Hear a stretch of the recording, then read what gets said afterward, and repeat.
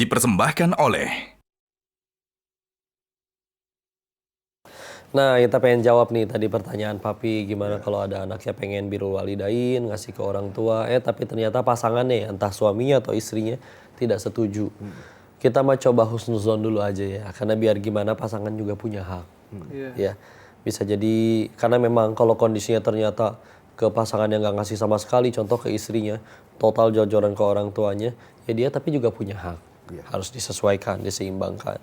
Tapi kalau misalkan ternyata udah dicukupi untuk yang di rumah tangga, terus kasih ke orang tuanya tapi dicegah, ya itu baru kita ada beda lagi bahasannya. Jadi ya bismillah sih menyesuaikan, ya. Dan itu kan bisa diobrolin aslinya mah, ya kenapa bolehnya, kenapa tidak bolehnya, ya. Dan ketika akhirnya semuanya demi tujuan yang baik, orang manusia tuh kok yakin nuraninya aslinya baik sih. Nggak mungkin dengan terang-terangan tidak mendukung kebaikan. Punya hati ya. Punya hati, punya nurani. Apalagi dengan ngelihat ketulusan, hati itu hanya bisa disatu dengan hati, pasti nyampe, ya.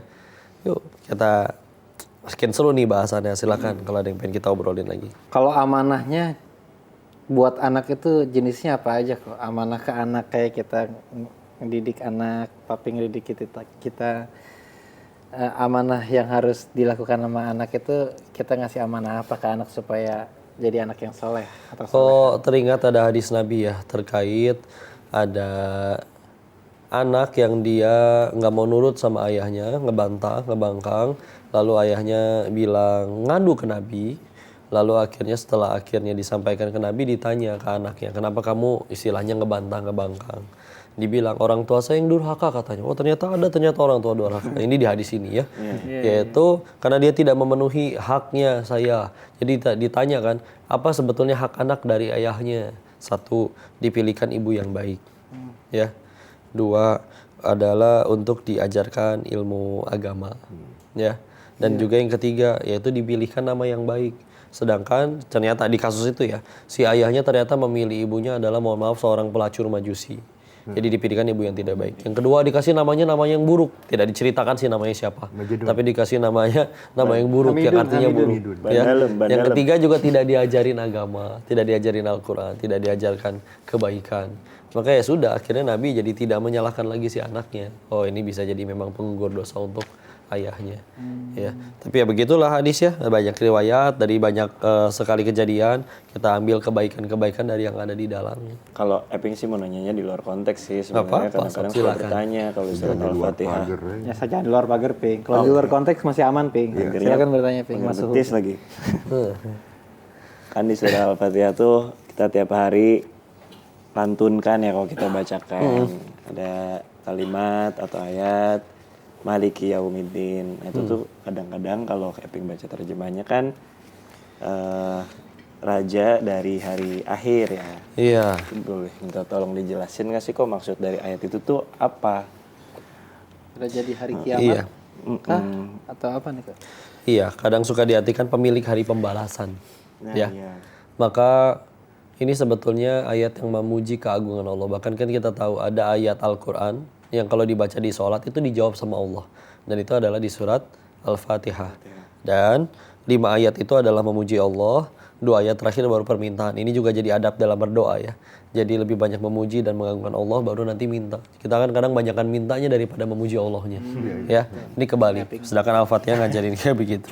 Ya, dan juga disebut pemilik hari pembalasan. Ini adalah bukti bahwa Allah tuh tempat kita menyembah itu Allah yang paling agung, yang nentuin kapannya Allah, dan dunia segini besar bisa dihancurkan segitu mudahnya oleh Allah, sampai disebutkan nanti gunung-gunung berterbangan. Ya, idza syamsu kuwirat, ketika matahari digulung.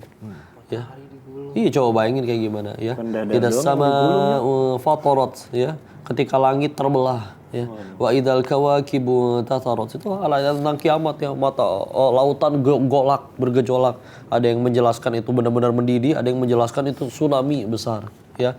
Dan di Al-Fajr juga kalla idza dukkatil ardu dakka, nanti gempa ketika benar-benar bergoncang-goncangan, yang benar-benar matahari gunung berterbangan seperti bulu, saking hancur leburnya. Itu udah lebih dari 10 skala Richter.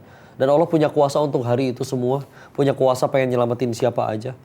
Jadi Allah yang punya kuasa. Kita sedang berdoa minta tolong sebelum kita minta ihdinas siratal mustaqim, minta ditunjukkan dulu kepada jalan yang lurus. Kita tahu dulu nih yang kita sedang minta ini adalah pemilik hari pembalasan.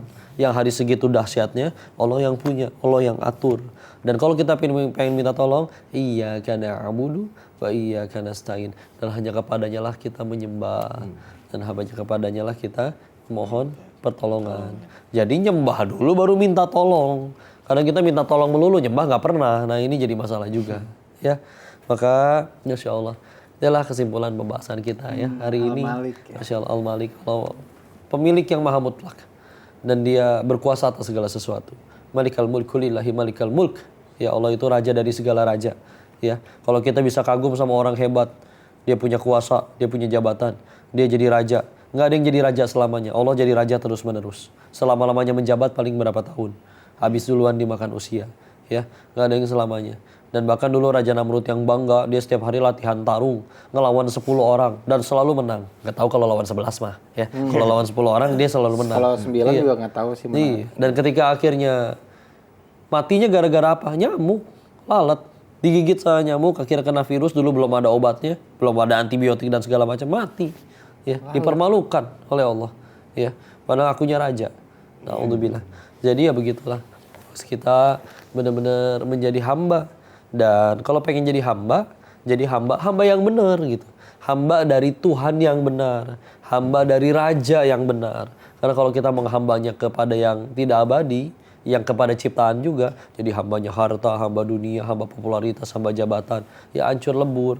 Kitanya sementara, bergantungnya juga kepada sementara ciptaan. Mendingan bergantung kepada itu tadi Allah Al-Malik. Ya, begitu alhamdulillah. Dan pemirsa, masyaallah ini dirahmati oleh Allah. Itulah bahasan kita tentang Al-Malik. Kita alhamdulillah benar-benar jadi hamba dari sang raja di raja. Jangan kita malah alihkan menjadi hamba dari sesuatu yang tidak berkuasa atas diri kita. Maka bismillah, mudah-mudahan bahasan kali ini jadi manfaat ya. Dan kita insya Allah bakal ketemu lagi tentunya di episode selanjutnya sepanjang Ramadan. Masih dampingin kalian. Untuk itu setiap kali lagi sahur jangan lupa saksikan Asmaul Husna di Metro TV. Barakallahu fikum, semoga bermanfaat. Assalamualaikum warahmatullahi wabarakatuh. Metro TV.